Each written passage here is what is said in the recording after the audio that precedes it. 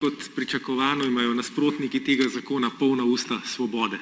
Svoboda, pravijo, svobodna gospodarska pobuda, ustavna določba. Glejte, delo ob nedeljah v trgovinah ni svobodno.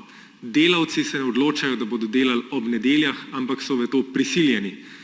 In tudi ko delo odklonijo, pa se zgodi kakšna bolniška zaradi izgorelosti, izčrpanosti, poškodbe in tako naprej, jih kličejo in morajo na delo priti. In tukaj jaz sprašujem enako kot delavke in delavci, ki so včeraj množično pošiljali svoja pisma, svoja sporočila na Odbor za gospodarstvo, ki je ta zakon obravnaval, ali ste tisti, ki danes govorite o svobodi dela ob nedeljah, kdaj sami delali ob nedeljah, pa ne po lastni volji, ali ste bili kdaj primorani delati ob nedeljah. To je vprašanje. Pa vam bom zdaj prebral, kakšno svobodo ta vaša svoboda, ki jo zagovarjate, prinaša delavkam in delavcem. Prva delavka je napisala takole: ko delaš v nedeljo, nimaš od tega dne čisto nič. Zgodaj zjutraj greš, potem delaš kot nor celo službo, končaš ob 15:45. Do doma imam 1 uro, domov pridem ob 17. Seveda noro utrujena in se lahko samo uležem, ker za nič drugega nisem. In v ponedeljek jovo na novo, niti spočiti se ne morem od napornega tedna, kaj šele od vikenda. Svoboda prvič. Druga delavka. Vsakih 14 dni me je doletelo tudi delo ob nedeljah. Kaj to pomeni zame in za mojo družino?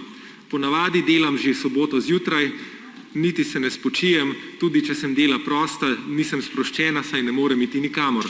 Najhuje pa mi je to, da moj najstarejši sin prihaja s faksa v petkih zvečer, niti ne morem v miru oprati in posušiti cunj, kaj šele se usesti ali se z njim pogovoriti. Ob nedeljah mi je pa itak pokalo srce, ker je všel na univerzo, še preden sem jaz sploh prišla nazaj. Tretja. Me zanima, kdo od teh, ki zagovarjajo, je delal tudi vikende. Nihče. Jaz vam lahko povem, da sem pri nas delala 13 dni skupaj in potem bila 2 dela prosta.